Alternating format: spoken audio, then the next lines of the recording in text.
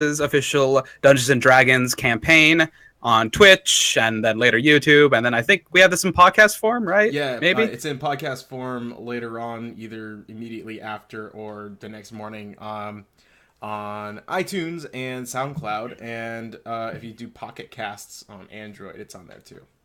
Fantastic. So we're in a bunch of different places. If no one's watching this live, if you are, then welcome. It's bound to be fun.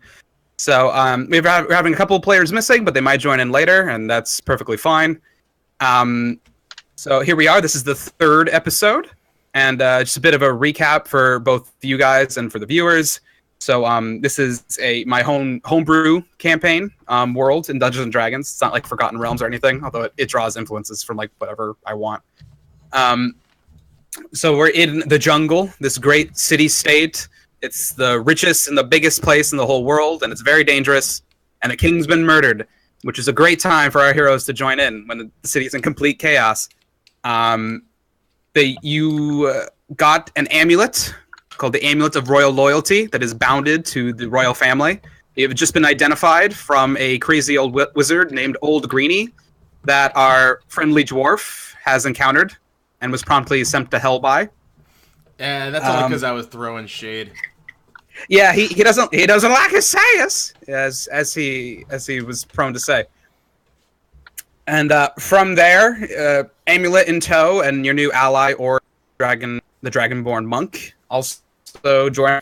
You guys decided, well, let's head on over to the Adventurers Inn of the city. It's probably the cheapest one. We can figure out what to do there. On your way there, you witnessed an execution just in broad daylight.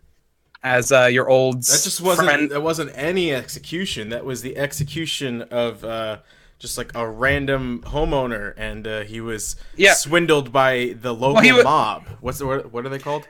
Yeah, the Pack. The Pack. They're called the Pack. Yes, and it was a real estate broker. Presumably, what you could have gone into debt with, but then was promptly shot in the face by Axel Thorne, a lieutenant in the Pack, and then who loudly proclaimed that now the city belongs to the Pack.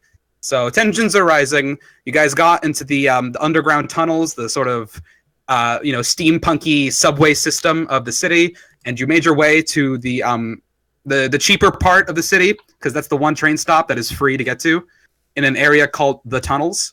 And it's very run down. There's like pitfalls and there's holes in the ground everywhere that just sink hundreds of feet down. All the buildings are sort of like falling apart. And that is where you found the one big building that's actually nice. And it is called the Dragon's Dungeon. It is an inn for adventurers. And we pick up with our heroes right outside of it. Before we pick up, have stats changed at all, or are we still in the middle of the second session? The stats have not changed. So if you look at the stats page, actually, I edited up the color of it and the arrangement. Yes, I saw. That looks great. All right, cool, sweet. So yeah, you have not short rested or long rested since. You kind of just went straight out of Greenie's basement to this place. It's like 3 or 4 in the afternoon probably at this point. And so you in particular, Flint, are hurting. Your beard is half the length it used to be after taking a Jello punch straight to the face. Yeah, that it was. But yeah, so the 4 of you are outside this big wooden building with like the sign of a dragon holding a portcullis over it. You hear loud laughter and sort of just like raucous noises coming from inside. What would you like to do? Ooh. Well, I guess we would just go inside, right? I mean, yeah. It's the inn that we're supposed to be going to. You push the heavy oak doors open, and as the 4 of you walk in, you're instantly met with a wall of hanging smoke and the dim light of hundreds of candles all throughout this massive common room. You smell tobacco and fireplace, spilled ale and cheap wine, fried bacon and baked bread, and the sour sweat. The sour sweat heaven. But there's also the sour sweat of about 20-some people in this room. You see a massive board in the back of the room with 6 pieces of papers fixed to it and loads of small paper scraps, evidence of countless other pages that have been posted there and torn away.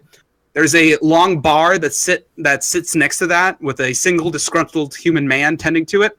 There are several serving wenches scurrying across the room to serve various groups. Some groups are just common people and men and women just deep in their cups, laughing, drinking. But a lot of the people here appear to be fellow adventurers, given their weapons and dress. There's a few people in particular that catch your eye. By the left wall, you see a halfling woman with clothes of fine red and violet silk, with a huge and gaudy maroon hat with an obnoxiously large pink feather plume sticking out of it. She looks content with herself as she strums a lute and winks at anyone who tosses a coin her way. Over near the bar, there's a single half-orc at a table, and he wears a pair of black boots, a loincloth, a big pointy blue wizard hat, and nothing else. He looks rather confused as he reads a book upside down. To the right, there's a table with a halfling, 2 half-elves, and a full elf arguing amongst one another. They have like wildly different armor and stuff, but they're all wearing the same green cloaks they all share the same brooch of a big letter G. And then tucked away in the furthest darkest corner, there's 2 red-skinned tiefling men, one with the bob of blue hair, a wooden staff, a black kitten, and a robe of silver and blue. And the other one has long red hair and blackened and rusted plate armor. And finally, you see a lone human man at the bar. He's about 6 feet tall, bearing shaggy, dark brown hair with a single streak of blonde in his front bang. Toned, but not overtly muscular, his armor and outfit is predominantly faded with touches of black and deep purple with some of his layers and accents. There are some tiny rips and cuts to his outfit, a noticeable healed slash to the left side of his neck, and there's a noticeable symbol on both sleeves of his arms, a set of scales held up by a skeletal arm. This man seems to notice you, and his eyes widen. So, Alexandros, you feel like fate is just cruelly toying with you. Forced into servitude, now forced to another city on an errand to hunt down 3 souls in the jungle. But the church didn't tell you just how big the jungle is. Your targets could be anywhere. They could be anyone. You've been here for over a week and you found out nothing. You thought your best bet for leads would be the realm of adventuring. And so you've come here, the Dragon's Dungeon, the haven of adventurers in the city where the rooms are cheap and the jobs are plenty. However, life is different from the rumors, and devils are in details.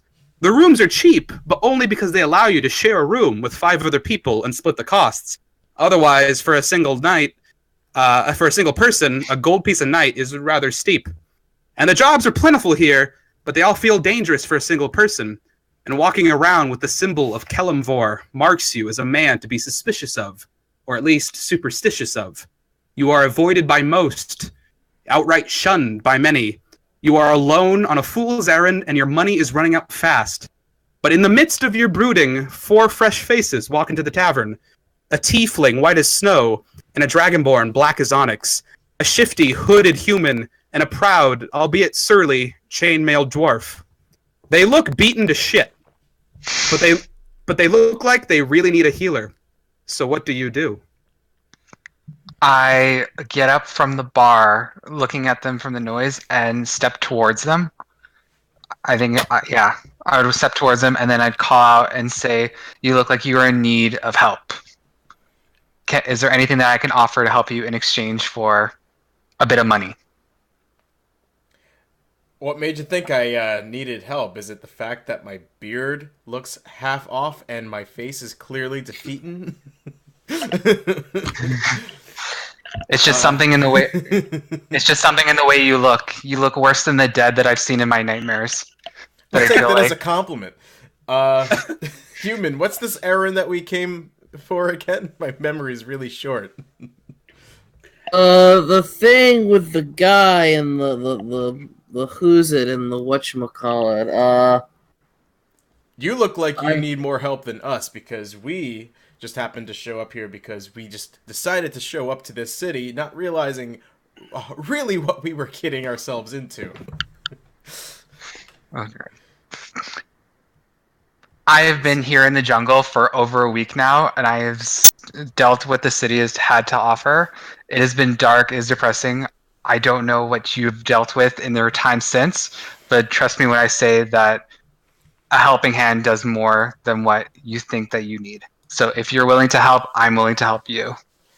Hey, the more the merrier, I say, especially if we are going to be finding ourselves in some moments of combat. Uh, Yes. I am trying to find music. Music. Music! All right. Well, there is a halfling playing a lute in one of the corners of the room. Oh, good. I'm gonna look for minstrel fair music. Sorry, that was me being meta for a moment. Yeah, and you also remember the reason you guys decided to come here is you didn't know what to do, but you know you've heard Kip Silver, the lady who answers questions for money. That's She told you that you can find more things to do at the Dragon's Dungeon because they have a job posting board, which you've seen now in the back of the room. Oh, that's right. Long story short, that's the big. Long board. story short, we need money, and we don't really. And we're trying to figure out what we're supposed to be doing with this amulet, whatchamacallit. Whether we're supposed to, whether we're gonna sell it or what we're gonna do.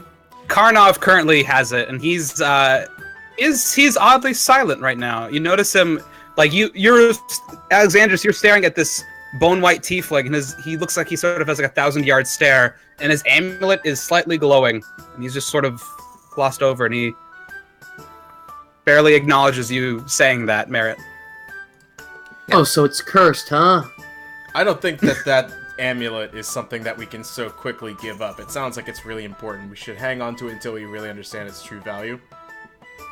From the way that your ally is looking right now, do you feel like that's something safe that you want to hold on to? He looks like that all the time. And he just says, "It's true." Okay. So, have you noticed what the room and board looks like here, and are the jobs at least anything worthwhile apart from whatever your initial venture here was supposed to be? All right, so Alexandros, your current room has about 6 beds, and you are sleeping in only one of them, so you have way too much space for yourself. And I mean, they're adequate. They're like fantasy level Motel 6, but considering you're in like Chernobyl of the town, that's pretty good. So it's really, it does feel a little overpriced for what it is, but you know that like you just pay a gold when you wake up in the morning, and then you get a little bit of free food and free drinks, and then like you're covered for that night, and like that's it. So it's a gold a night for the room. So when you split the cost with 6 people, it's pretty good. Okay. It's adequate. The jobs themselves, you've probably glanced over them. They all seem relatively dangerous, but they do seem lucrative. And there's currently 6 sitting there. 6 Alright, jobs. I'm gonna look at all 6 of them. Okay, so there's one note that is actually written on black parchment with like a light amethyst ink. There's a really tiny note. There is a note written with green ink. There's one in very crude handwriting. There's one that's like a torn parchment stuck with a dagger, and there's a really like ornate looking one in the corner, sort of sealed with wax as if it's not to be removed. Which one would you like to read? Eeny, meeny, miny, the amethyst one. The amethyst one. So the most eye-catching note is written on a black piece of parchment with this light amethyst ink, and it reads, "As many follows as possible needed for an acquisitions job beyond the legal. All forms of talent welcome. Great danger expected. Reward, 20 gold pieces and a lifetime transit pass per person. Come to the Undercity. Come to the Queen."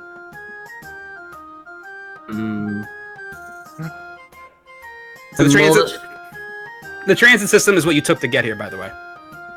The little... I'm mulling this one. Any of these notes written in Thieves' Cant? They are not. I'm gonna go and look at the smallest note, not the one that's sealed, the smallest one of the 5 on there. The smallest note reads, "Who doesn't look like a good heist, huh? There's going to be a gala soon, and some important types are going to be exchanging some important things. I want them. Come to Tinkertown and look up the powder keg. I'll be waiting for you." And the note is signed Black Lung. Ooh. Black Lung. Does not sound safe. Want to do a heist? Yeah. Hey, let's do a heist. Why not? That sounds like fun. Eric, you up for a heist? Alexander, Yeah. you up for a heist? Cool. Yes, I have, in exchange for some of the gold, I will be able to offer you some room in my room. That Ah. sounds You're great. down. That settles the deal. It sounds like none of us will go starving or sleep on the street. That's better than we were 5 minutes ago. One day in this hellhole, and I got Joyce. myself a heist. Awesome. Ha! All right. Is there any other notes? Do you want to talk to anybody else? A heist to do. All right. So you take the heist note, or do you leave it there? Oh no, let's take it. Yeah, you definitely take it. Yeah, Okay. we don't want anybody else looking at that. We don't even know if somebody else has already looked at it. Fair enough. Extremely excited about this note. Good. Okay. Is there anything else you guys want to do with the job board? I want to kind of take a peek at that one that looks like it was wax sealed, just because it seems like it's out of Yeah. place. So Yeah. yeah. So high up in the corner, posted in wax, it does not be removed. It's very ornate and official looking with gold trim all around it, and it's large lettering, and it reads, "Any information regarding the Princess Magla, report to Captain Royand at the palace. Rewards variable as to information given." Okay, I'll leave it there. Eh. How many of the notes are left? So there's still the black one that says acquire stuff, get a free lifetime pass, come to the Undercity. You guys took the Gala one. There's one written in green ink. There is one written in crude handwriting, and there is one posted with a dagger. So there's 3. Could we read just the dagger one? Because I'm very curious. Okay. So there's a torn parchment posted with a dagger, and it reads in red ink, "Killers and lovers of combat, you are always welcome at the Fight Club in the Hall of War. Rise in the rankings, bask in glory, fight for the chance to be honored by the great gods themselves in the halls of Easgard." And then underneath that, there's really smaller text that reads, "Neither the Hall of War, the Holly Concordance, or the entirety of Religion Row are liable for any injuries, maimings, or deaths inflicted upon the willing participants in the Fight Club." Huh. Sounds like they really covered their asses on that one. Yeah, Sounds like not us. yeah, definitely. You seem to be projecting your interest in being a crazy thief boy onto the rest of the group here. Yes, that's exactly what I'm doing. That being said, I'm down for a good heist. That sounds like a blast. Yes, I tip my glass to him, but then I look over at the bartender and just give him a look that just says, "Jesus, what did I get myself into?" And he Oh, looks. yeah. He's just. So the bartender is just this guy. He's got like slick back, long hair, mutton chops that go into a mustache, and he's wiping a glass. And he sort of looks up and shrugs, keeps going. I take out one of my last remaining coins of gold. I Uh-huh. slide it across to the bartender, and then I chug down my last drink, and then I get up from my stool trying to fix all my robes, getting ready to leave with these people. Thank you kindly. Hey, Flint, Me. I would like you, and Merritt too. Roll me a perception check, both of you. That's a D20. D20. Anytime I say a check, it's a D20. Roll 9. the 16. 9, okay. 16. You notice that the bartender looks exactly the same as the bartender at the other bar you were at earlier today.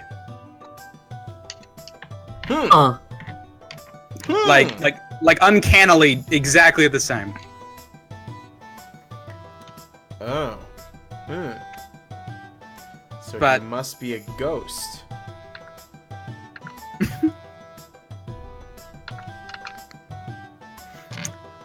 So, Ghost illusionist too. Same difference. yeah. So what would you guys like to do? You now have your job. You could rest in for the night. You know, it's early enough to tuck in. You can get going right away. You can take a short rest. Talk to anybody else here in the tavern. Completely up to you.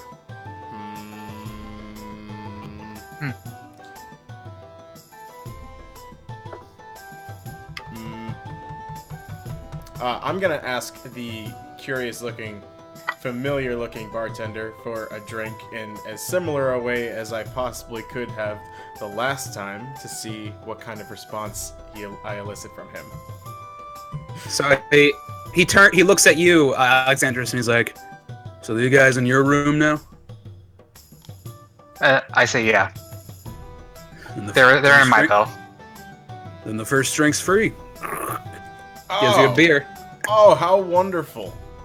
So I chug this very frothy beer, Uh-huh. and I do notice the obnoxiously big hat in the room. Yep. I decide to go ask what's up with the big hat. Are you asking the bartender about that? I'm asking the bartender what's up with the person with the big hat. What was describe that person again for me? She was a halfling woman off in the corner. She's strumming a lute. She's wearing red and violet. So I asked the bartender, what's the deal with the halfling with the obnoxiously large hat? Well, pretty much everything about her is obnoxious, so it only makes sense the hat is too. Okay. Her name's Mary. She's a bard. You want to buy her a drink? Maybe later. She sees a lot of guys, buddy. You don't have a chance.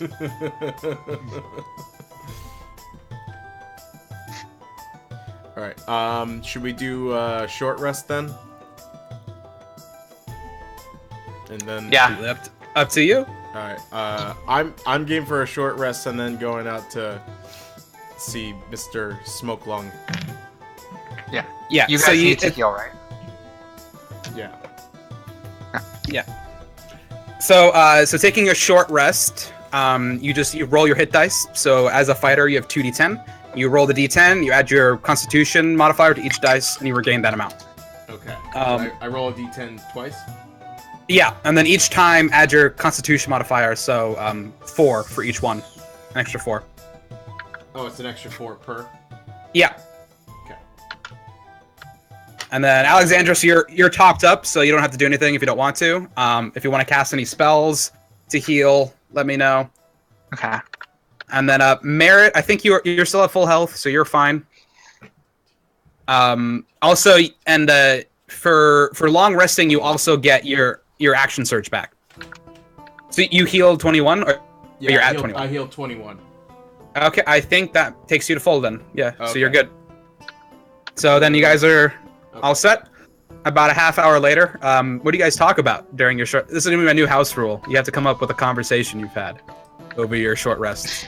Oh, well, I just have to brag to Alessandra about that, the moment that we all met, and they were all put off by my, my devouring of a fish man. Yeah, you ripped off the arm of a shark man, began eating it. Oh, it was the leg.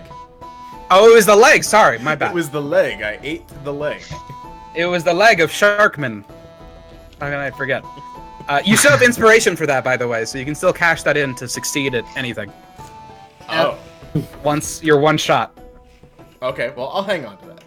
Yeah, hang on to it. It'll come in handy.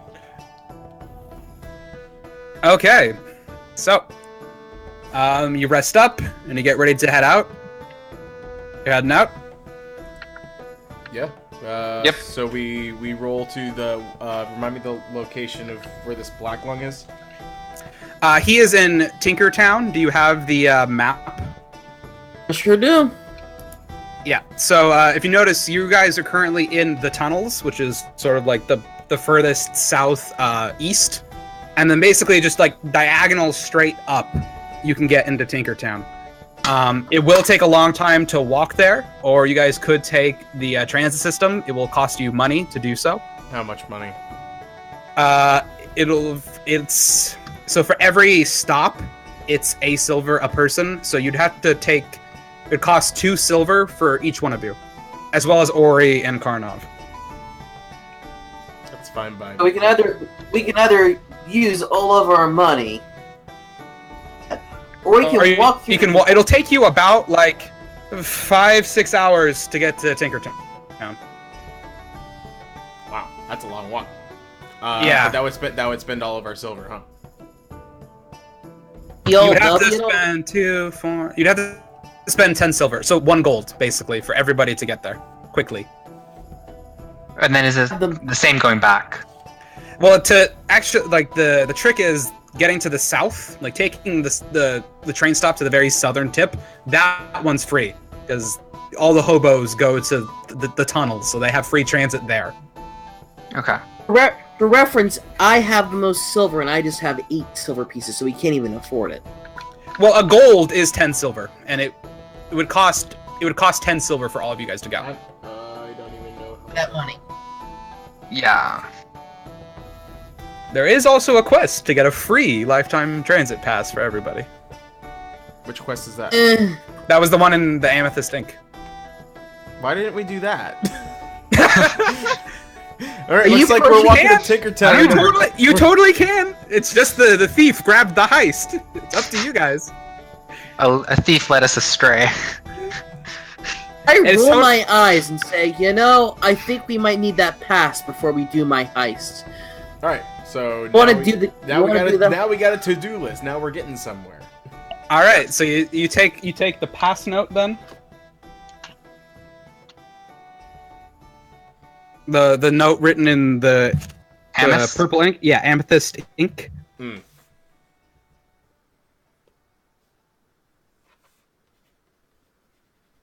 Okay, And where do we need to go for that one? the Undercity.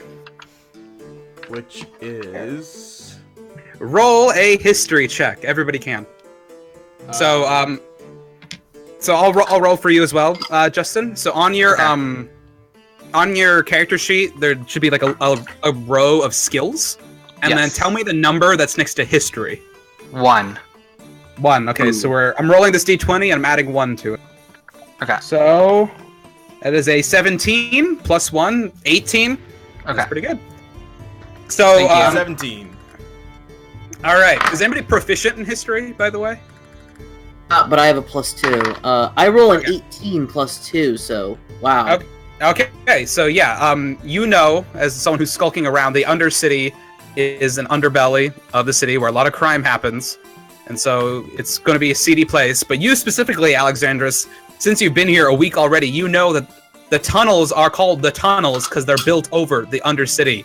Like, the reason why there's so many potholes in the ground and all these chasms is because it's like, this is where the dwarves first started building the transit system, and they fucked up, and that's why there's all these caverns and sinkholes and caves everywhere.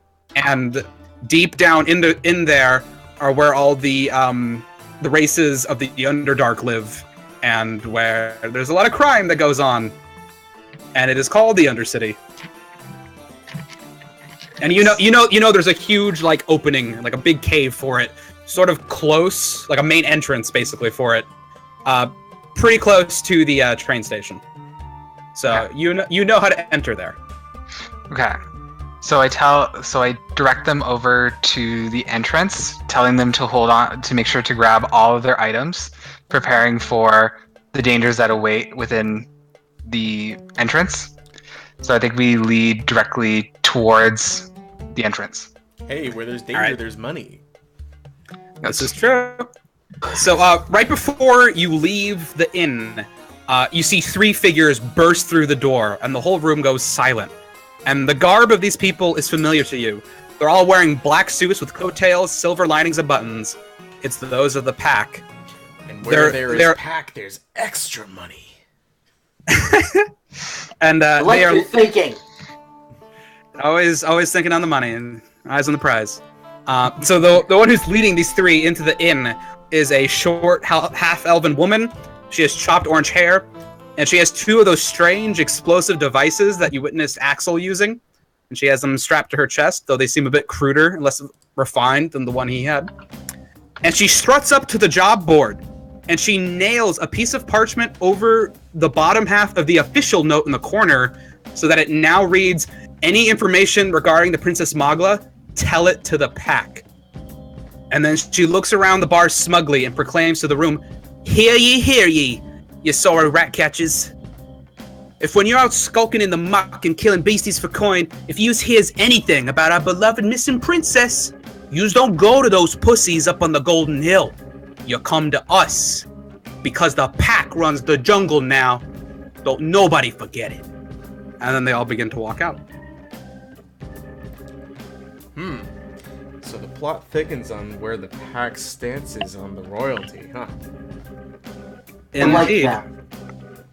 You do or you don't? I like them. They seem like some upstanding people. No. The pack has been appearing in the inn for a while now. Their presence has been known in the city for many days now since I have arrived. Yeah, we saw one of them explode somebody's head on our way here. They look like they have money. They do indeed look rich. That is one thing you can tell. They always look schnazzy. Alright. So, does anybody do anything else in the tavern? Are we moving forward? Yeah, let's head underground. Perfect. Okay, so you're making your way out. You walk out, and it's, about like 3, 4 p.m. The sun is sort of on its way to setting. You walk back out into the tunnels, and once again, the streets are just abysmal. There's like there's rubble everywhere. It makes it hard to move. And then in some places in the street, there's just giant holes in the ground that go into abysses of who knows how far down. Lots of the buildings are sort of tumbling and cracking in on each other. A lot of the buildings here are just like foreclosed and boarded up, windows broken, doors jammed, and all of that. And you're making your way, Alexandros, you're leading them towards the big like main cave that goes into the Undercity. And you walk down the street when you hear a couple of voices say, Oi! Who's walking in this part of the city? You gotta pay the toll. and you look up, and right like above this huge chasm that enters the Undercity, you see 3 goblins all sort of sneering at you. And then one with shiny scale mail jumps down. It's like whistles to the 2 other ones, and the 3 of them walk out to confront you. So, don't you know that the Goblin Boys run this street? I think that should be pretty obvious that we don't. What the hell's a Goblin Boy? Boss! He's insolent! We gotta cut him! Shut up! Shut up! I'm doing business here. We're the Goblin Boys, huh? And you gotta pay our toll. Oh, we'll gut you. We'll gut you like a pig.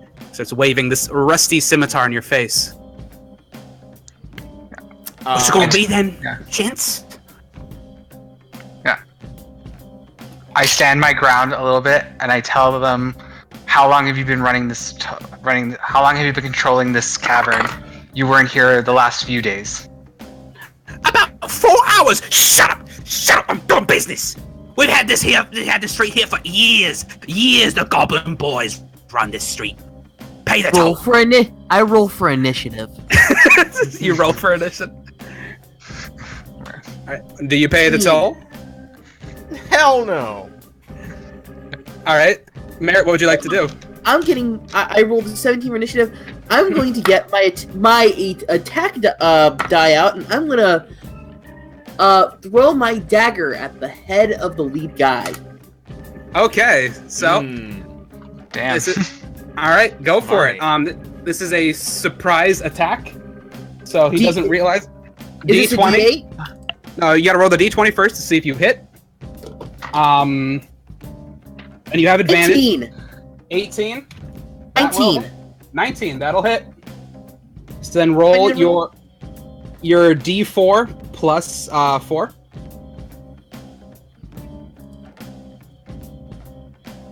4. All right, so he takes away 4, that's an 8. 8. Oh shit. Okay. Math. Okay. Yeah, there we go. All right. So you just instantly just huck a dagger at him, and it goes, "Ah! Boys!" And he whistles, and there's 2 more goblins that pop out of the alleyway, and 2 of them fire off arrows at you, Merritt.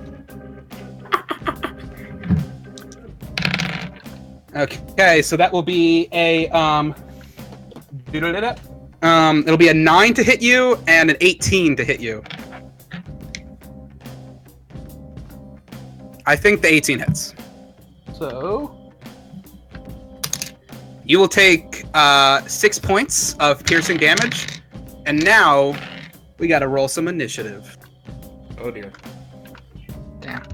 And now I can try out my new camera. So bam. Oh, look at that! Oh! All right, I gotta get some All combat right. music now. Yeah. So be sure to click on my Now, screen. Alex, were you preparing for us to get into a fight with these guys? Yeah. No, this is new. They are just trying to intimidate you and pick on you since you are new to the city. I'm asking Alex, was he expecting us to get into a fight with these guys? Pretty much. All right. So once again, do you guys remember your pieces? This will be Karnov, and this is Ori. They'll just sort of hang back. This is you, Flint. This is you, Merritt, with the purple cape. And then Justin, here is your character, once again. There he is. Cool. All right, so you're... so let me just explain the terrain here for a second. So here's the street that you guys are walking towards. And here, this is the big chasm. This is the entrance to the Undercity. These lines here show that this is sort of like a cliff, because up here is actually like 10 feet above this area. And then sort of facing you is the goblin boss. He's right here. And he's got his 2 little cronies right here.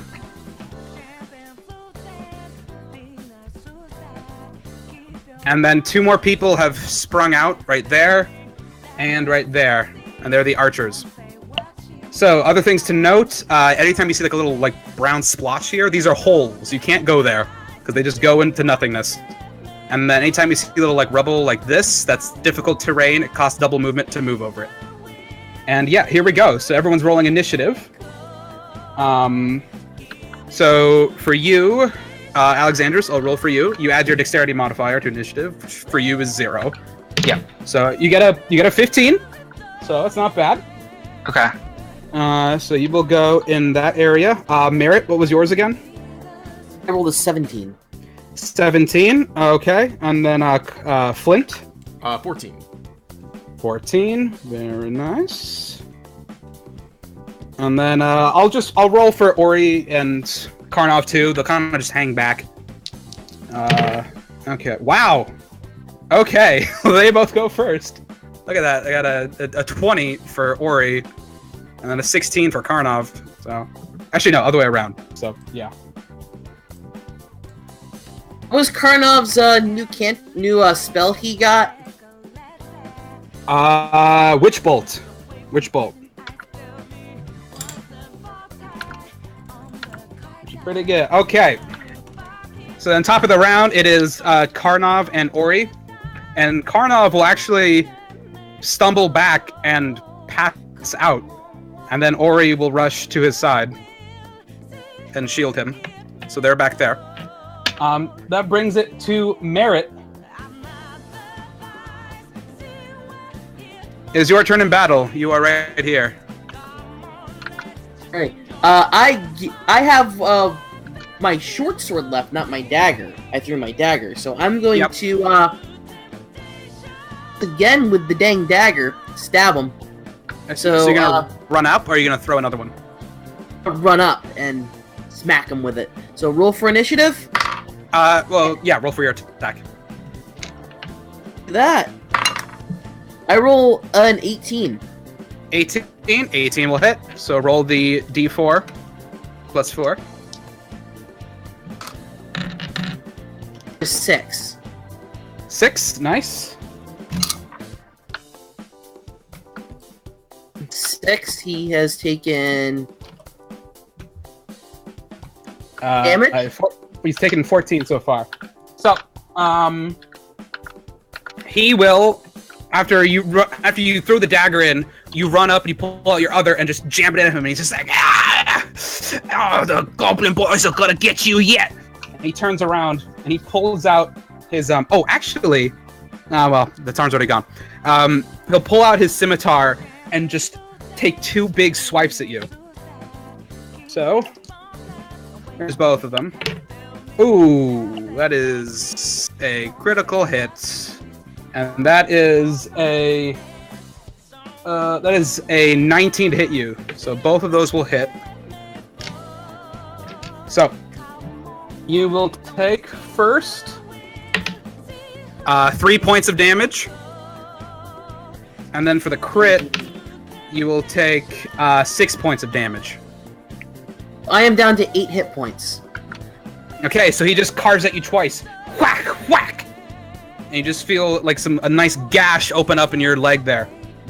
And he just sort of growls and smiles at you. Alexandrus, it is now your turn. Oh, cleric! You want to do some cleric stuff here? Yes. How many hit points do you have left, Ryan? Sorry, what's your name? 8 out of 17. Yes. Okay. I think I might need to heal him, if possible. All right. Yeah, so you have two options. You can run up to him and cast Cure Wounds, or you can stay here and cast Healing Word as your bonus action. Okay. I think I want to Cure Wounds for him. All right, so you walk over and you cast Cure Wounds. So that is a D8 plus your Wisdom modifier. So that's plus 4. So this is D8 plus 4. And then write in your character sheet that you spend 1 spell slot to use this spell. So now you have 2. Now you have 2 left. And you heal him 2 plus 4, so you heal him 6. I'm Cool. back up to 14. Cool. All right, and Flint, it is now your turn. Cool. I am going to just hack my longsword at the closest goblin. Is there one near to me, or am I gonna have to do a movement roll? The goblin boss is right in front of you. Yeah. You can also run to one of his cronies in your same movement. Either is fine. The boss with the dagger sticking out of his head. All right, would you like to be sort of right in front of him, or do you want to be like in between some guys, or do you want to be situated? Just right in front of him is good. All right, are you two-handing your sword, or are you doing sword and shield? Two-handing. Axe and axe, go for it. Oh, I'm sorry. Two-handing the sword. Two-handing my longsword. Yeah, okay, so it's D10, and your armor class is currently 16. Yes. Okay. Hold on. Is any modifier on that? It should be your attack modifier, which should be plus 5. D20 plus 5. Strength modifier. Yep. So I guess just 10 with the modifier. 10 to hit? Yeah, 10 to hit. All right. Unfortunately, that will miss. Yeah. So you swing your sword at him, run up and charge, and he just turns and goes, "Ha!" and pivots his blade, chink, and he catches it. He just throws it off you. Now it is the rest of the goblins' turn. And first, these two will start firing arrows at Merritt. That is a 19 to hit you. And that is a 6 to hit you. So, Merritt, you will take an additional 5 points of damage.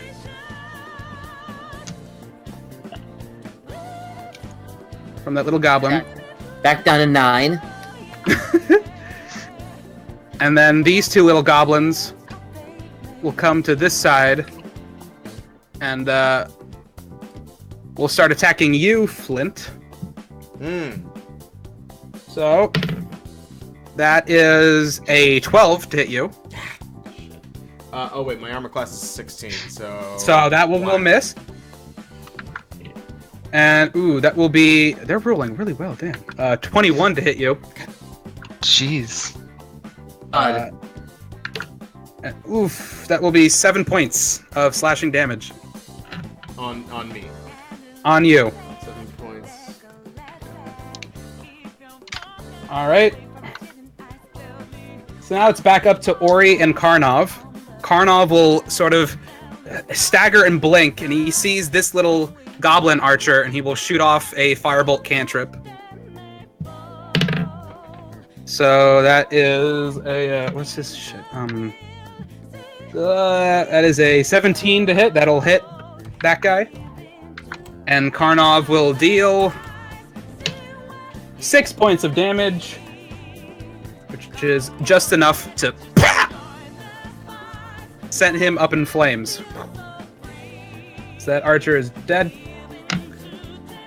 And then Ori will start making his way over to this guy. So 1, 2, 3, 4, 5, 6, and then we'll bonus action 1, 2, 3, 4, 5, and get right there. So, What's Now- the current hit points of the party, just so I can update the doc here? yes, 9. I think I'm still good. yeah, you're still fine. Okay, Alexandros is 17. I'm 17. Merritt is 9. Karnov is... He hasn't taken damage. He's fine. And Ori has not taken damage? Yeah, they're good. Okay, got it. Cool. Yeah, actually, Karnov's at 10 from the last fight. Well, he can say 10. That's fine. It's fine. And then now it is back to you, Merritt. I'm going to attack the lead guy with my short sword again. Okay, go for it. Rolling for the d20. I get a 19. Okay, that will hit. So And then roll. It's a d6 plus 4. Alright, let me get my d6 out.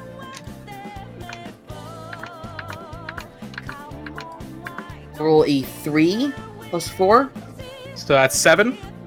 So he will use his reaction, and he'll see your blade coming, and grab his little goblin buddy and switch places. So he meat shields his ally, and your sword just goes straight through this smaller goblin's face. And he just quivers and falls to the ground dead. And the lead goblin just stares at you, and he's like, That's my best boy. That's my best goblin boy you just killed. 7. Cool. Cool. And now, angry about that, he will step over his favorite boy's corpse and attack you again. That is an 8. And that is a 13. Does 13 hit you? I don't think so. Oh. So he stumbles over the corpse of his favorite boy, and both attacks go wild. And he just sort of flails around. Alexandros, it is back to you. I'm going to attack him. All right. With my hand axe. Okay, so that'll be a d20 plus 4, I believe, is your attack modifier. Yes. Okay, that is an 11 plus 4. That'll be 15 for him. That will actually miss. So rolling a 15, you go for it, and it hits him right in the chink of his scale mail, and it just doesn't go through his flesh, and you just have to pull it out. You still have a bonus action and your movement if you would like. Am I able to attack him again, or is that it? That would be it. You can cast Healing Word as a bonus action. Remember, I've lost some HP real bad. Okay, then I will use Healing Word to heal. Okay. So mark off your another spell slot. Okay. And then it is a d4 plus 4. Oh! As I drop it off the table. So it is a 2, so it's another 6 heals to who are you giving it to? Merritt? Yeah, so Merritt, you're back up 6. Alright. Flint, it is back to you. Cool. I will... where am I relative to the boss man? Alright, so you're here. Boss man is right in front of you, Right in front and of then his lackey is right next to you as well. Alright, I'm gonna whack the lackey with my axes, so I'm gonna two-hand my axes. Okay. Okay. Which would just be 1d10, right? So it's a d20 to see if you hit, and then each axe is a d6 plus 3. Got it. 17 for... Hit, that'll hit. Yep. And it's d6, you said? Yep, plus 3. D6 plus 3, so 5. 5. That is just enough. You just take your hand axe and just whack right in his face, and he goes, "Ugh!" Falls over dead. You can use your second attack against Success. use your second attack against the boss if you'd like. Okay, do I need to roll initiative again? You need to roll an attack again. Okay. So D6. D20, Okay, D20. then the D6. 11. 11. That's not gonna hit. It's a miss. Yeah. So you kill him and you pivot around. He's just like, You're killing all my boys! and that'll be the end of that. This guy staring at this black dragonborn monk in his face goes, Oh, boss! Boss, it ain't worth it! I'm running! he's going to disengage and book it and run away.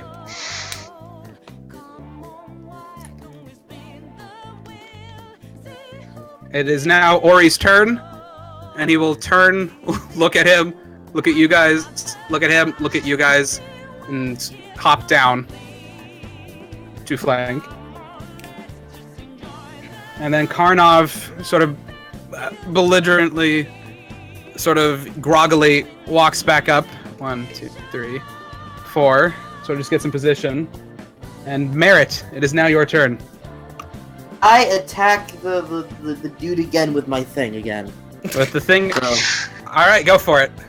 whatchamacallit, I roll D20. let me roll the thingamabobble again. I roll an 11. Total? After your modifier? My modifier, my modifier is Plus 6. Where is my modifier again? I blanked on it. And on your character sheet, like where it says weapons, there should be like attack bonus and then damage.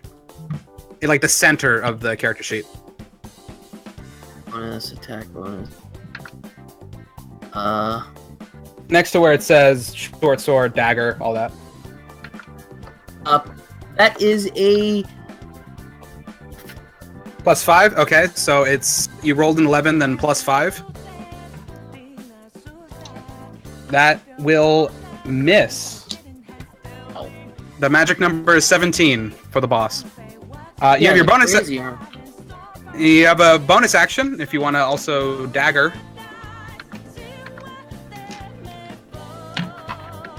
I roll a 20. Natural 20.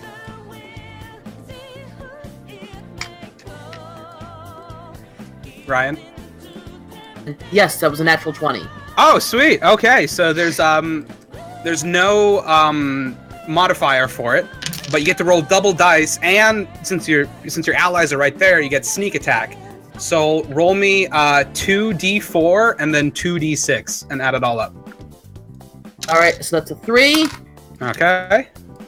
3 and a 4. That's a 7. All and right. Then 2d6s. Yeah, because it's your sneak attack, and it got doubled because you crit. Crit. Okay. Plus 6. So that's 17. That will be enough. So here's my next house rule. What's your line? What's your one-liner as you just sink this dagger into him? I laugh like an insane maniac at him. But you need to So- you need to do it for us. Yeah, do it live. Do it live. Oh, I So love to hear Alexander- that ad nauseum. Alexander, have nightmares about that. you're standing right there, and you just see this hooded man go, ah! And just take his dagger and just slam it down on this little creature's eye socket, and he goes limp. I wipe some of the blood away from my forehead that is splattered from this attack, and just like swing it off of my hand. Very good. Very good. So, you have defeated the Goblin Boys. Regain my composure. So, Hi. Da-da-da. What? Let Why are me, you all staring at me?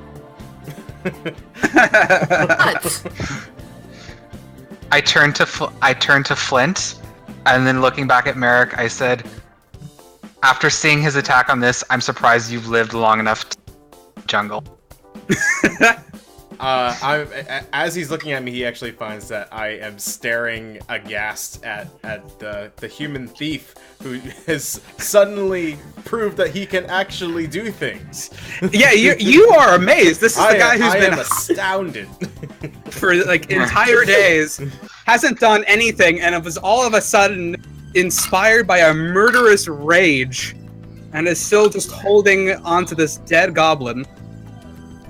Yeah, I look to Flint with my most serious face and say, I follow a god that rules over the dead, and yet I am scared over that guy right now." Killed the wizard once. once. You just are you still holding the dead goblin as you say that? I killed a wizard once. Yes, I swing around. He's dripping with blood. I swing around like, remember, I killed him. And then I realize I haven't told the actual characters, and I kind of shut before saying the wizard. Oh, right. Well, that provides a lot of context. Yeah. Body, I'm going to take a look at it and see if there's anything I can steal off its corpse. All right. Yeah, he has several arrows. He also has. Let's find out. Let me roll some dice here to make it interesting. He has 2 gold pieces, I take those. and he has 10 silver pieces. I also take those. All right, and he has a rusty scimitar. If anyone wants it. They don't want this thing. High chance of staph infection. He also had a I'm good. he also had a shield. If anyone wants another shield. Is it better than my shield? No, it's the same. It's the same shit. Oh It no. does the same thing. Good. Yeah. All right. So then you're sort of just standing in front of this chasm. Would you like to move forward? I think so, unless anybody wants to take a short rest. Is anybody low on HP?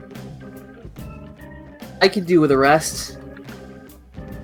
Oh Yeah, wait, we got a cleric friend. Yes. His magic's on me with my insatiable bloodlust over killing these goblins. Yeah. I've used 2 spells already. Am I? How do we get them to regenerate? Let's do a short rest then. During your long rest is for spells.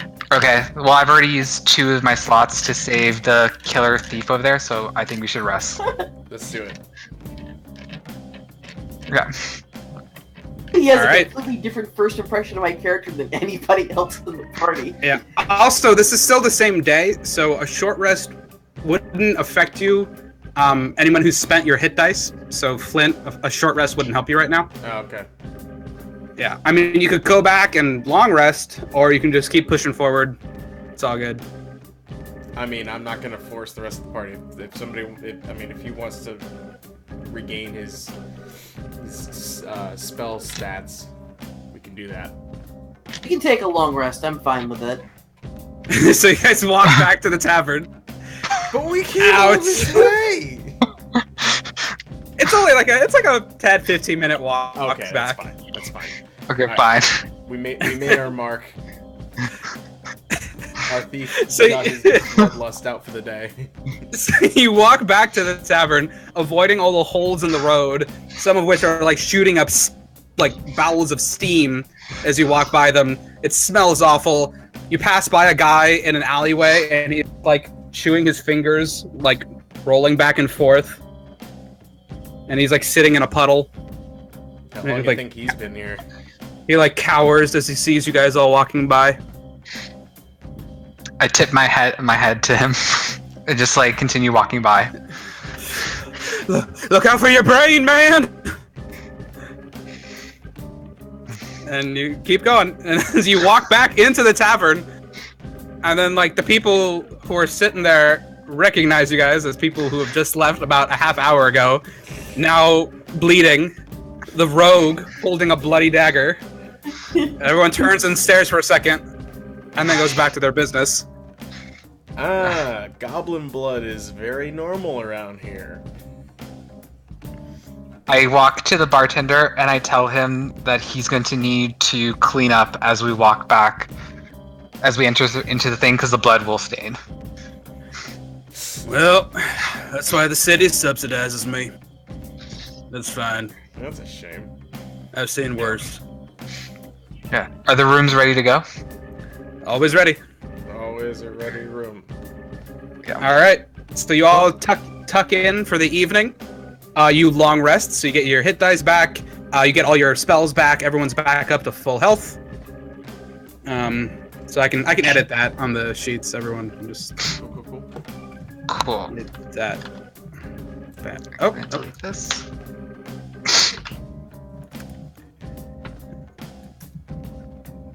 up. Okay, everyone's good. Everyone's got everything. So it's the start of a new day. So you walk down back into the tavern. The bartender sort of looks at you guys, like holding out his hand for his 1 gold to continue having the room. Yes. I take out one of my few remaining gold pieces and I hand it to him for the tap. Thank you kindly. Takes it, tucks it away. That's it. Offers any breakfast. There's some less people here in the morning. The half orc with the hat is still sitting there. The halfling who was singing has left. The tieflings have left, but there's still a couple people hanging around. And again, Tell It to the Pack is still hammered up there. Then, anybody want to do anything else in the tavern? Or are you making your way to the Undercity for real this time?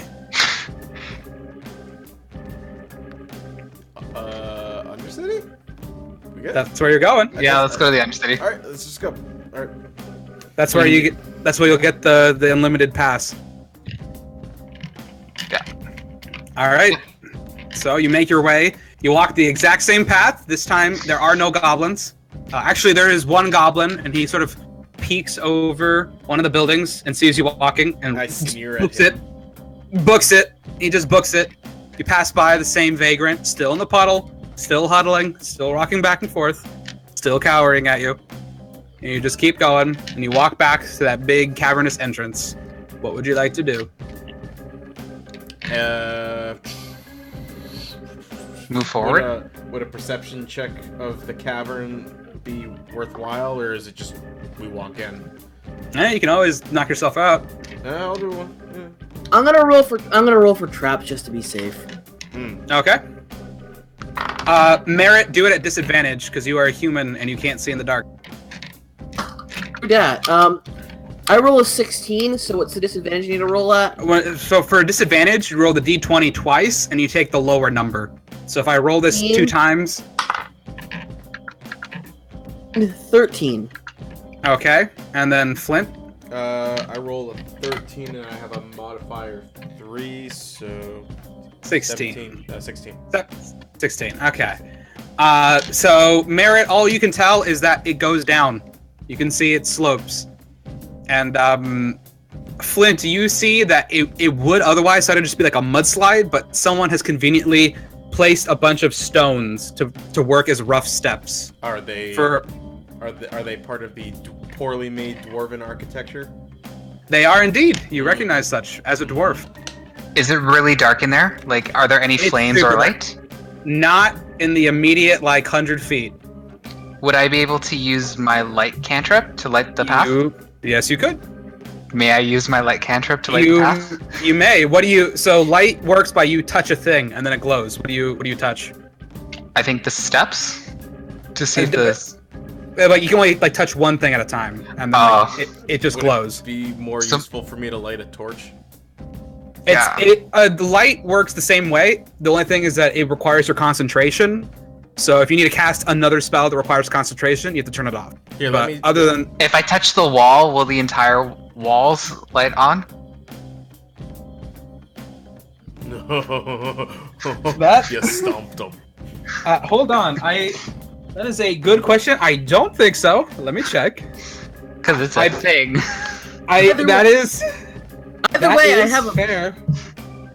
thing of playing cards. You want to light those up and just throw them down the stairs? All right, Good would hold that on. do? Lights. Okay, you touch an object that is no larger than 10 feet in any dimension.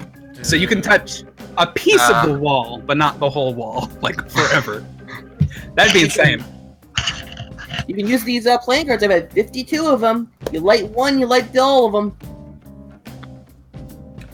Are they I think- special playing cards? Playing cards. They're just playing cards. But- All right, I light a torch. Yeah, do the Okay. do the torch. Yeah. All right, so I mumble and put my Flint- cards back in. Flint lights a torch. You're now holding a torch.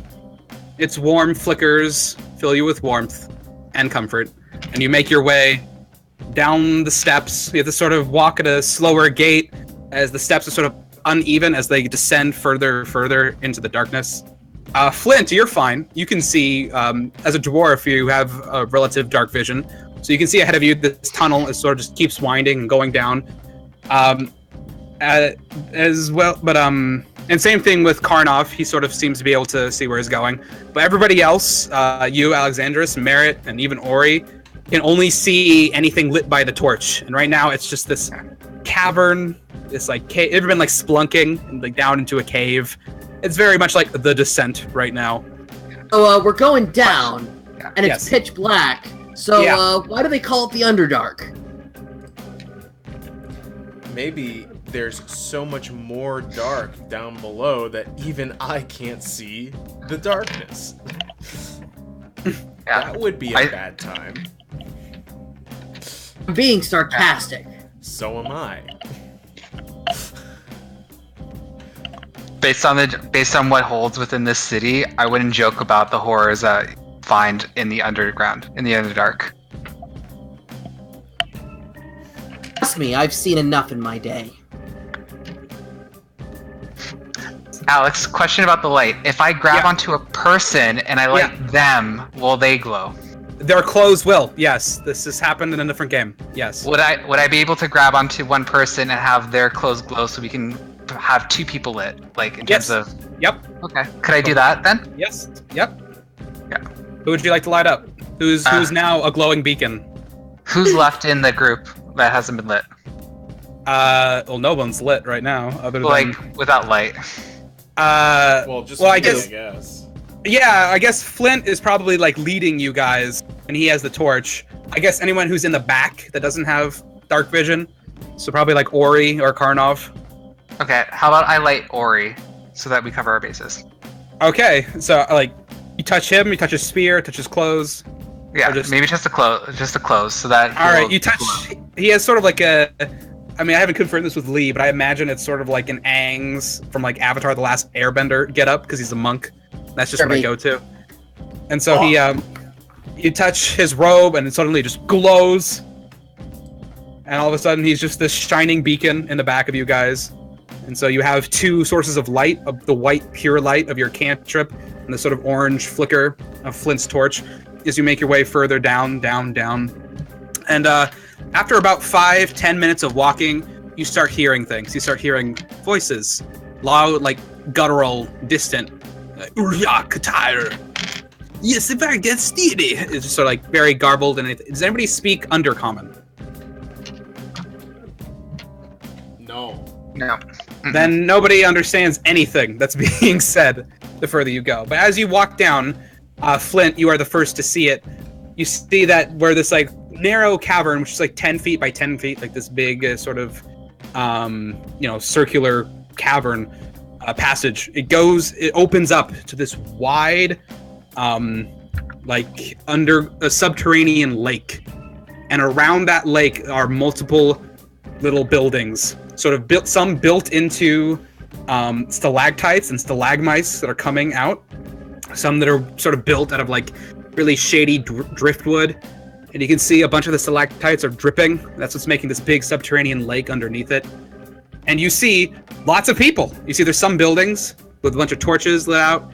You see some people playing cards in the distance. You see lots of dwarvish figures, but their skin is dark and gray and ashy. Their eyes and their hair are bone white. You see a lot of elven figures, but their skin is black, sort of like an ink color of blue and black, and they also have white hair.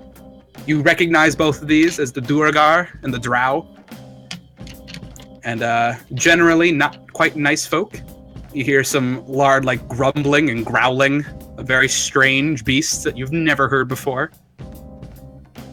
And you hear a fight break out at some point. Someone's getting shanked. You just see it happening in front of you, about like 30 feet forward.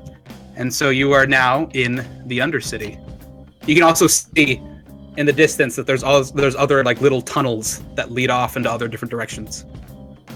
What would you like to do?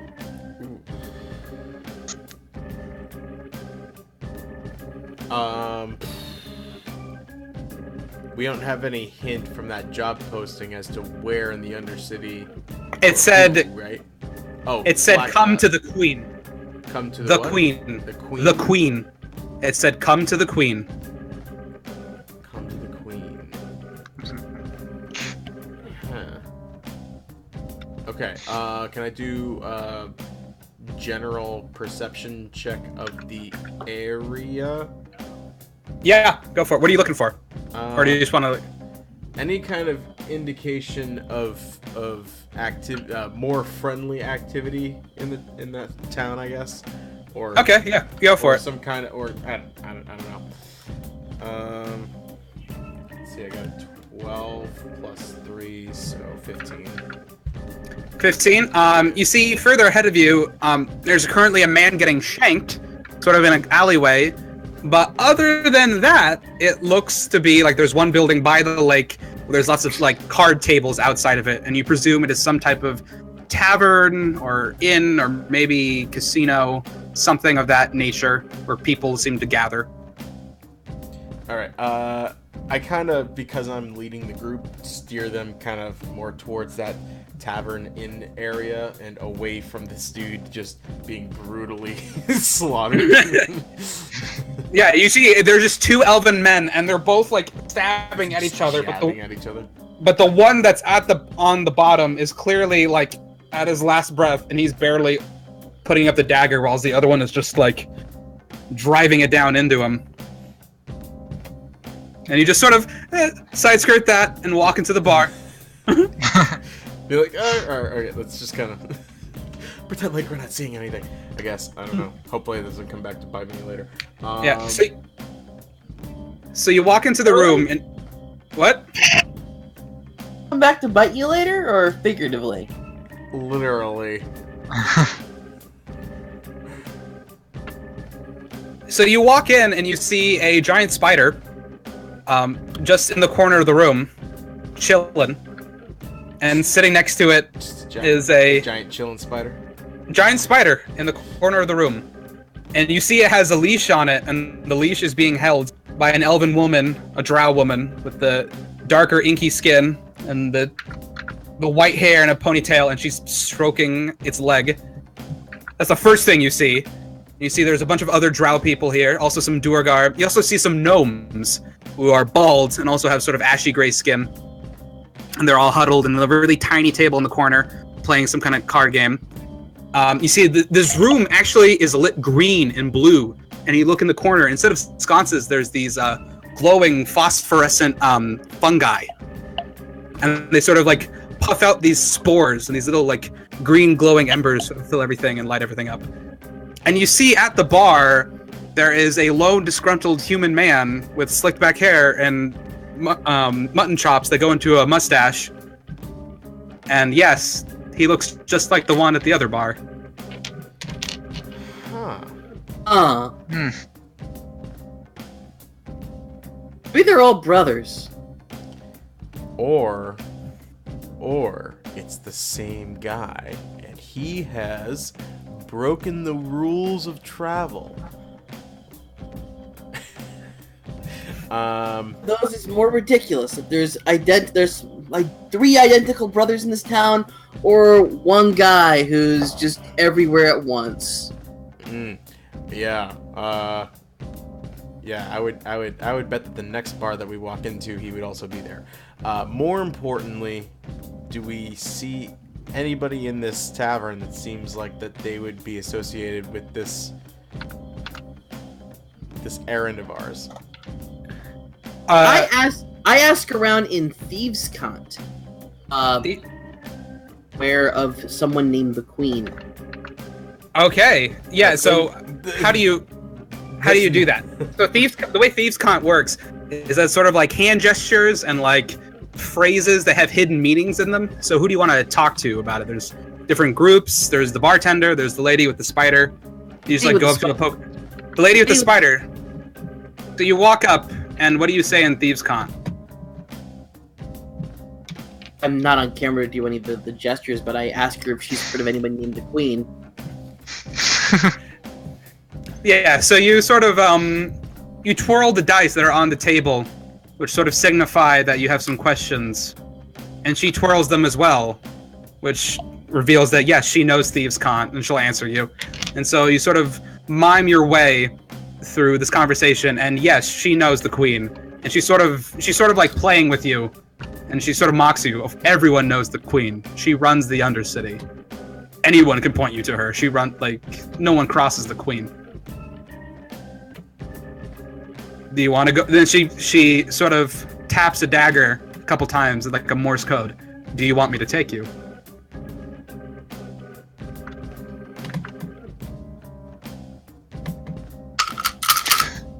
Ryan? I said yes. Oh, sorry. Your audio might have cut. Dramatic pause. Yeah. And she yes. nods her head. Because we don't understand the language either. So and then you see she reaches into her bag and she pulls out a hand of something and tosses it to the spider, which begins to eat it. And then she mounts it and sort of like gets up on all of its hind legs and starts crawling towards the entrance. And she just like gestures to follow. And we do. And so, all right. Why does she have a giant spider?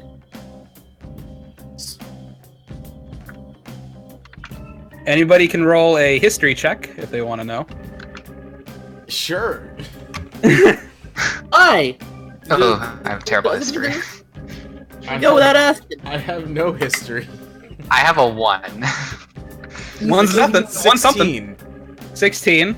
Okay. Know something. All right. I roll in 18 plus 2. Okay. And then, actually, also, Alexandros, you could roll a religion check, actually. Oh, cool. I have a 3, so what dice do I have to roll? A D20. D20. And aren't you proficient in history? I mean, religion? Isn't that one of your skills that's checked off? Yes. Then that should be +6, I think, because your wisdom's 4, your proficiency's 2, so that should be +6. Okay, so 4 plus 6 plus 2. No, it's just +6. Oh, +6? Yeah, a D20 +6, so I'll roll for you. Okay.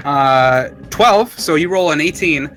18 religion, you know that the Drow, the subterranean elves, worship the spider goddess Lolth. And so spiders and poison and webs are very much a part of their culture and a lot of their motifs. And it would make sense that they literally have pet big spiders. Okay. And then Merritt, as someone who skulks in criminal circles, you also have known Drow to acquire lots of poisons before. And so you also sort of think, yeah, they probably got a lot of like spider puppies just sort of sitting at home. Spider puppies. Okay. To make it seem less awkward by even wondering, Flint pets the spider as we exit the tavern. As it's walking, its back leg, it like just pivots. Oops. And she like turns to you, the woman riding it, and just says, "You don't want to be launched, do you?" No, I would rather have lunch, thanks. I'm good. I'm good.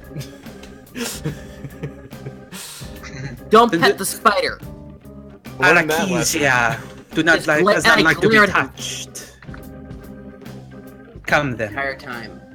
And so she follows. You walk by. And you sort of walk through the city, and you're going past all these you're going through all these narrow alleyways, and people are sort of eyeing at you. Especially you, Flint. All the subterranean dwarves eye you with suspicion and scorn. You know there's a good amount of like hostility between the mountain dwarves and the Duergar. And so they sort of like one spits on the ground as you walk by. And it's just Oh, this is always so charming. And so she leads you to a very small building. And she just points to it and she just says, "Ask for the queen." And she begins to ride away. And it's just like a door, and it goes straight into like a cliff face. It goes into the rock. Yeah. A single door, and just the door itself has a little carved crown inside it. And the crown is sort of laced with amethyst. Should we knock? Yeah, we should knock. Okay, you knock. And then opening the door is a figure who, she's wearing all studded leathers, and her face is entirely wrapped in bandages, so all you can see are two sets of eyes. And she looks at all of you. What do you want? Posted a job. We came to seek the aid of the queen.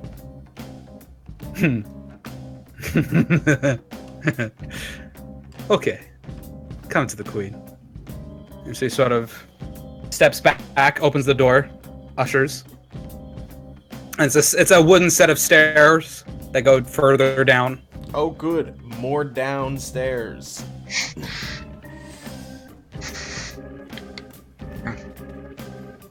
Okay. Is my torch still lit? Yeah, it's probably dwindling. You don't need it here. There's more of those phosphorescent mushrooms hanging everywhere. Got it. And Ori is still glowing if Alexandros is keeping the spell going. I keep it out anyway. All right. Yeah. I'll hold on to him just for now. Okay. So all of you walk down, and then in the back of all of you is this woman in the leathers and the bandages, and she pulls out a crossbow, and very intently just keeps about like 5 feet behind Ori, and is watching all of you very intently Okay. as you all walk down. So you enter, and you see a bunch more of these drow males sort of sitting, long, silky white hair, and they're laughing, and they all got black leather and like spider brooches, and they're all bearing scimitars next to them, and they all sort of look at you all. They say something in a language you don't understand. They look back, and they start laughing again, and they keep pointing to a door, a set of double doors made of stone. And there are two elven men standing there. They are shirtless, and they're sort of ripped with very defined muscles, and each of them holds a glaive. And they see you all, and they look, and the woman with the bandages all over her face nods. And so they remove the glaives, and they both turn, and they lift this heavy metal bar that was holding the door, that was in front of the doors, and they push them open, and they usher you in.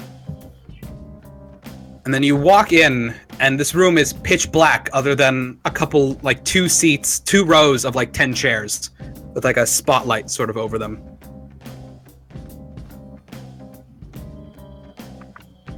And then the woman with the bandages sort of looks at all of you and it's like, well, take a seat. Ah, okay. So I guess the whole group just kind of sits down. I also comment on how those guys were probably laughing at the glowing clothes when we were walking by to kind of alleviate the tension in the room. Yeah, something doesn't seem right, but I move cautiously while still holding on to Ori. Okay. So as soon as you say something doesn't seem right, out of the darkness, you just hear, and it's like these two beasts charge at you both. Gorillas, bone white, with 6 arms each, and they're all just beating their chests, and they're coming towards you, and then ping, the chains, collars on their neck. These two beasts are just like a foot away from the first row of chairs. They're just beating their chests.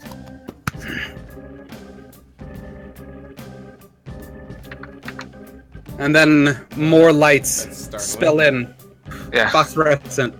And you see the chains lead to these 2 pillars. And in between the pillars, there is a desk. And behind it, a very ornate wooden chair.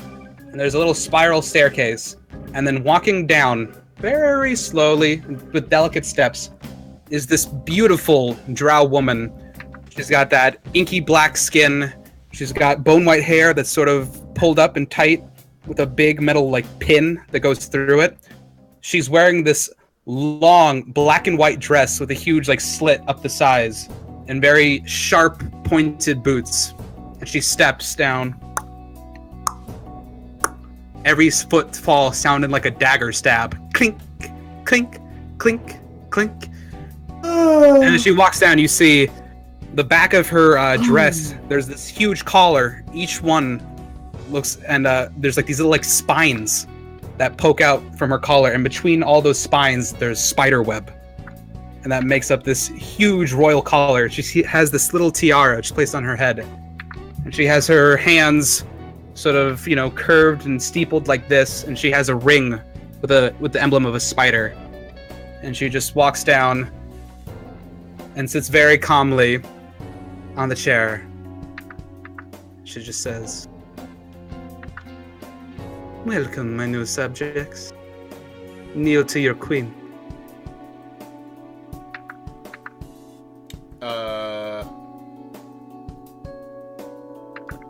I try to lead the room in not being quite so awkward and stand from the chair and just kind of gently kneel and comment, "We're here for the job that was posted in your name." Good boy. Very well. And she sort of motions her ring, and you see the chains that are holding these 2 gorilla creatures tighten, and they sort of are pulled back, and until they're both just flanking her. And she releases. "This is good. We cannot do business unless we have control of the tunnels. And we need something for that. I assume, even newcomers as you are to my city, that you are familiar with the transit, yes?" Only the worst that it has to offer, from what I can tell. Quite so. Regardless, all of their drivers for each of the carts, they have very strict guidelines of who can drive this, and they have very strict identification systems. We would like it if they would work for us, help us move some of our cargo, but they've proved most inefficient. And we cannot replace them unless we have this identification. So, this is a simple job, really. We will go through the tunnels. You will stop a train. You will take the conductor. You will take what he has. Deborah, the cut ear, will lead you in this endeavor. She motions to the woman with the bandages all over her face. And then the prize. We'll give you those transit passes. And this little gold to light your way. And that will be it. Have you questions? So does the conductor, does he need to live? Haha. That's up to you. She leans back.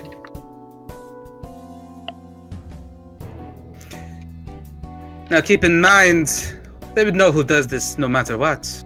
They might know your face, or they might not.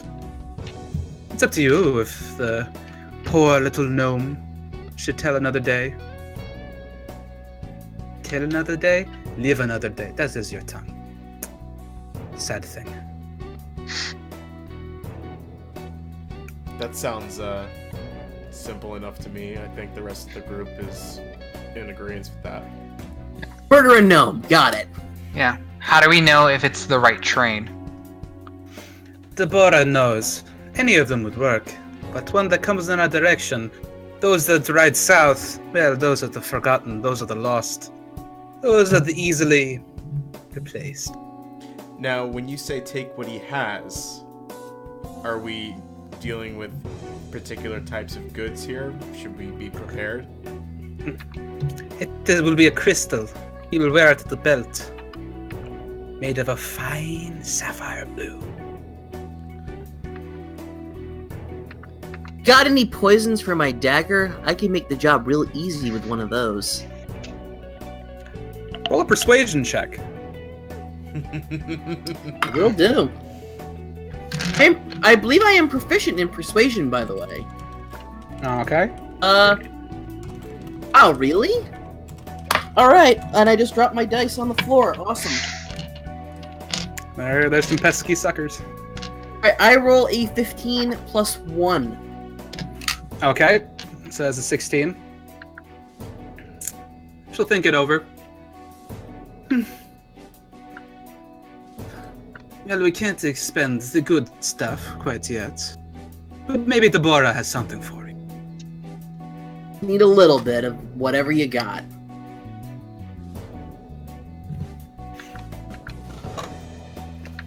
Do you have any questions for any other questions for your? It's a simple job. Simple pay. Good work. How much are we getting paid? Well, Lifetime. technically we came for those passes, but it sounds like she's willing to compensate us a little extra. Yeah, the reward on the job posting said lifetime transit passes for everyone, and then in addition, 20 gold per person. Okay. Wonderful. Cool. Great. Looks like we have a deal. We'll report back when we've completed the job. Kill the gnome, yes. I like this. Try to do it with subtlety if you gotta do it. She sort of looks over and says, I like this one. Oh yeah, he's charming. He's very charming.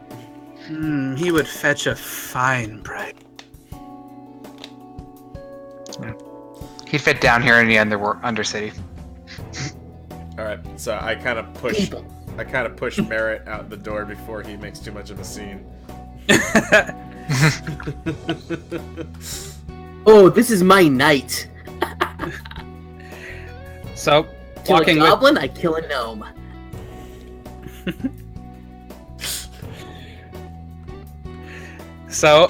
Deborah the Cut Ear will walk with you.